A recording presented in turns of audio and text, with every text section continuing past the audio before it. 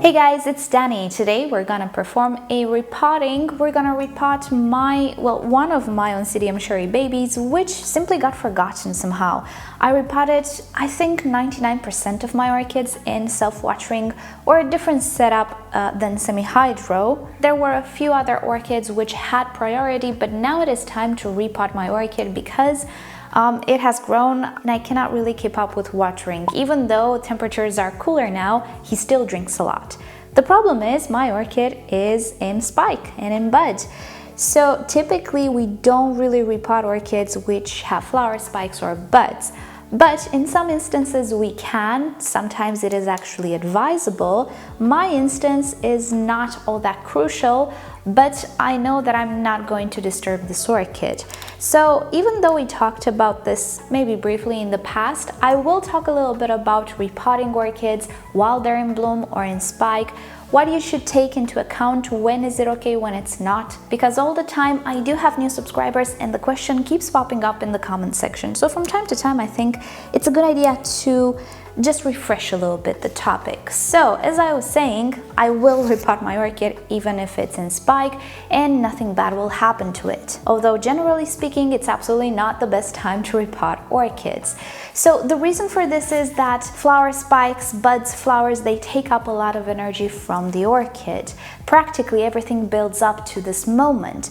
When we repot orchids, one of the main things that happens is that we disturb the root system, in the vast majority of cases at least.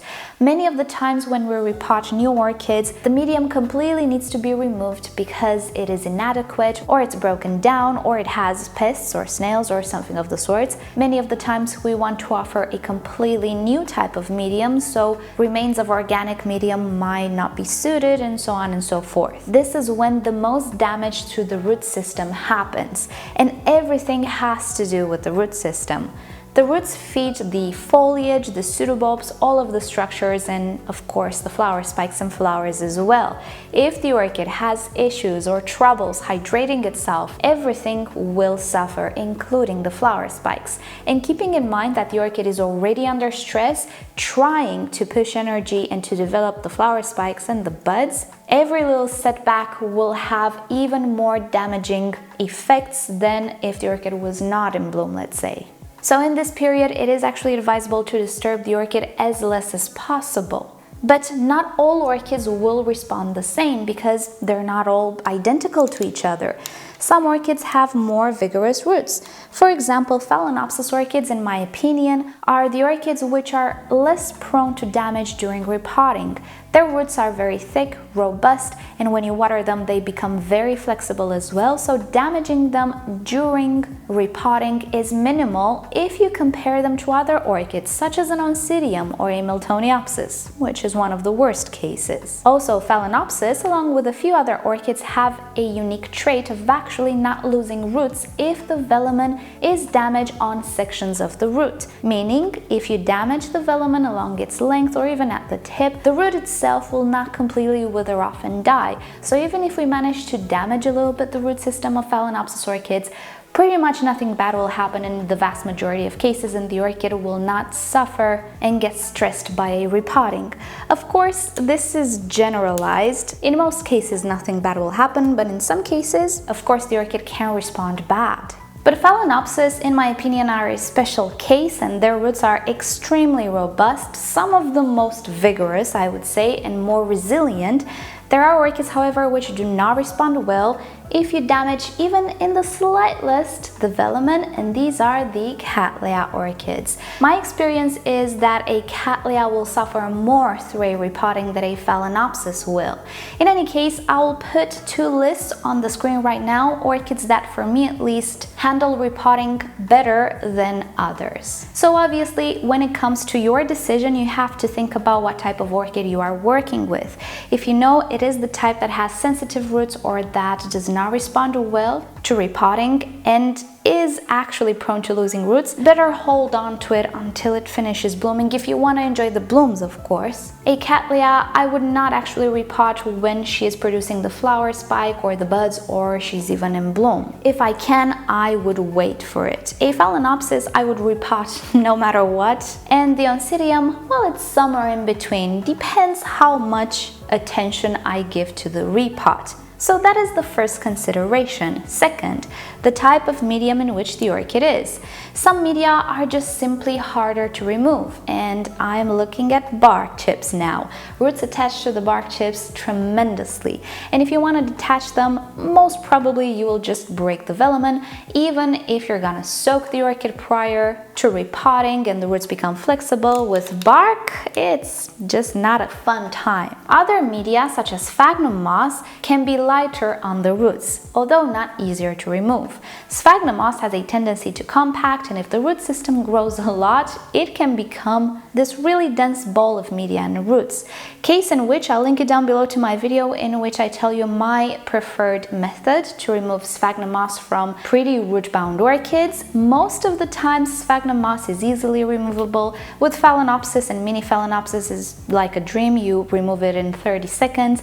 But when it comes to thinner rooted orchids, it can be quite the ordeal. Even if you soak the roots, even if you soak the moss, if it's one of those serious cases, nothing will work without breaking some of the roots. Therefore, I prefer to use a pair of tweezers and just take my time, because in many cases this will pay off. It's just a little bit more hassling. And then there is coconut husk, which can be quite hard to remove because orchid roots can definitely just grow through it. It is like a sponge, it is pretty porous in some cases. Then you have the coconut coir, which is again easily removable because it looks like peat, but it's not peat. And then of course there is the inorganic mediums such as Leca and Ceramis, which you don't necessarily need to remove it unless you completely want to change the medium. If you're just going to up-pot the orchid, in the sense that just replace the pot with a bigger one, you obviously do not need to touch anything when it comes to removing medium from the roots, and that's the best case scenario because you're actually not damaging the roots at all. So the second consideration, of course, needs to be regarding the medium. What type of medium your orchid is in? What is the chance that the roots will be damaged because of that type of medium? In my case, we're dealing with Leca here. All we're gonna do is up-pot the orchid. We're not gonna damage anything. That's why I have the courage to repot my beautiful Sharry Baby while it is in full flower spike. And as a third consideration, of course, you need to assess the health of your plant or the danger it is in. If the medium is very broken down, it starts to smell bad, and you see the root tips just burning away and the roots not having a great time, no matter what the case is, you should just repot the orchid if you want to maintain the orchid alive for years to come. Flower spikes come second. They might not make it. You can cut them away as well if the orchid is really suffering, just to cut the energy drain. And when it comes to really serious cases of very bad medium or pest-infested media and other bad situations that pose a threat to your orchid, obviously flowers don't matter. It's all about the health of the orchid. That's my philosophy as well. I repot no matter what, even if I disturb the root system.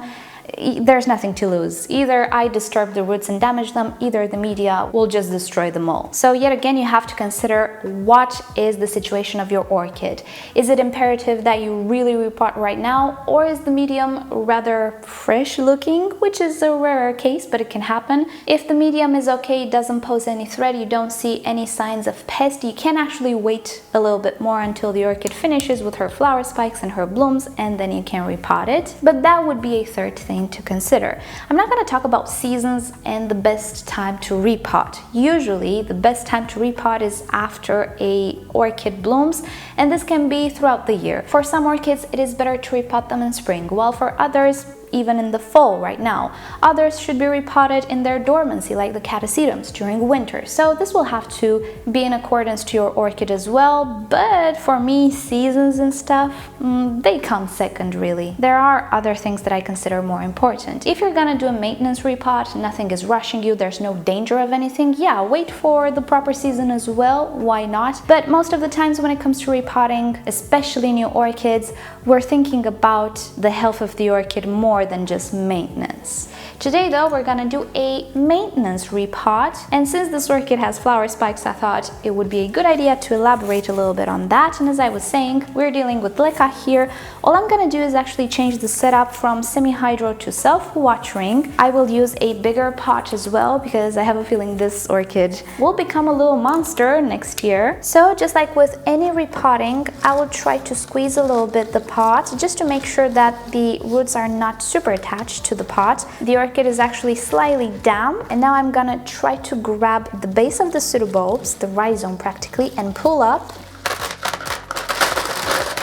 And here is my little orchid. The root system looks slightly worrying, right? It's actually algae accumulation. Just look at the pot.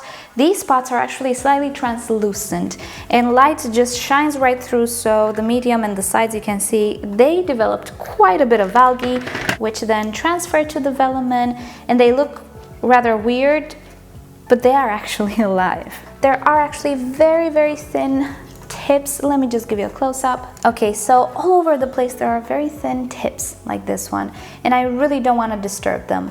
This is why I was saying that Oncidiums can be slightly difficult to repot because they do have rather sensitive roots, rather fragile roots, but when it comes to leca, there's really nothing to worry about. Alrighty, so I'm gonna go get a bigger pot and I'll come back when I'm done. So I opted to go for quite a larger pot because I don't want to mess around with this orchid in the next 3 years, maybe. I'm hoping I can get 3 years out of this pot. It will become a monster, this orchid. I have my little wick inside. It is the DIY self-watering pot that I am making. And I will actually be reusing the old medium as well. So let's try to not damage any of the tips. I think the height is pretty okay. I'm just going to adjust it as I go. I will try to push back the orchid. As you can see, this is pretty much where the new growth will be, so I want to give as much space here as possible. I think the orchid is slightly too low, so I will arrange a layer at the bottom. Okay, now we're looking a lot better. So I will be reusing this medium, but since this is a bigger pot, I will need new medium as well, which I already have prepared.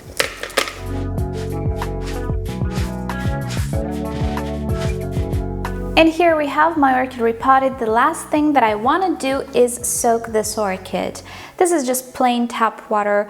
I will be flushing it away. I'm going to soak this orchid a little bit and then I'm gonna run some water through the pot. The reason why I do this is that there's always debris. You saw how much algae I had. Oh, I need more water. Okay, and there's always remains of roots and organic stuff, but when it comes to leca, it's really easy to remove it, or actually remove them, all of those debris. All I do is soak the orchid, and this is because I force whatever debris I have trapped in the leca to just move around, and then I run some water through the pot, and that's pretty much all I have to do. When it comes to leca, which keeps a rather big quantity of air pockets, it's really easy to remove all of this debris, unlike bark or sphagnum moss. With sphagnum moss, it's almost impossible to remove anything. That's why it's always super advisable to not let any dead roots, decaying velamens, or stuff of the sorts when we repot in organic media or in something that is not so symmetrical, let's say. I'll link it down below to a video which talks a little bit more about leca, about sphere packing and all of that. Also, another aspect you might be concerned about, the size of the pot.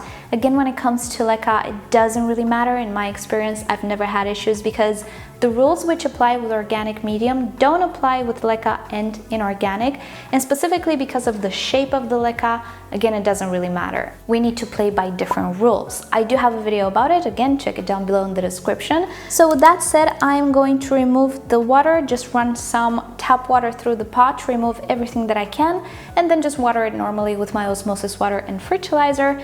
And that's pretty much it. It's like nothing ever happened for the orchid. I didn't even bother to remove all of the tiny little dead roots I might have because they just start to break down and are flushed through the pot. It's a totally different world when it comes to leca. So alrighty guys, I hope you found this useful in case you were wondering if you should repot your orchid which is in bloom or spike.